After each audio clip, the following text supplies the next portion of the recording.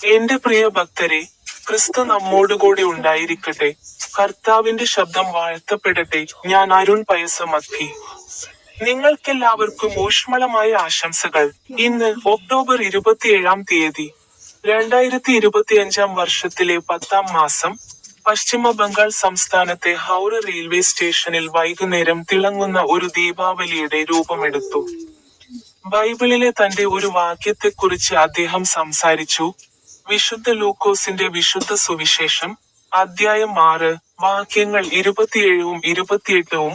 അദ്ദേഹം പറഞ്ഞു, എന്നാൽ കേൾക്കുന്നവരായ നിങ്ങളോട് ഞാൻ പറയുന്നു, നിങ്ങളുടെ ശത്രുക്കളെ സ്നേഹിക്കുവിൻ, നിങ്ങളെ വെറുക്കുന്നവരോട് നന്മ ചെയ്യുക, നിങ്ങളെ ശപിക്കുന്നവരെ അനുഗ്രഹിക്കുവിൻ, നിങ്ങളെ വെറുക്കുന്നവർക്കു വേണ്ടി പ്രാർത്ഥിക്കുവിൻ. നിങ്ങൾക്കെല്ലാവർക്കും ഊഷ്മളമായ ആശംസകൾ. എന്റെ യൂട്യൂബ് ചാനലിലെ സ്റ്റിക്ക് ബട്ടണിൽ ക്ലിക്ക് ചെയ്യാൻ മറക്കരുത്.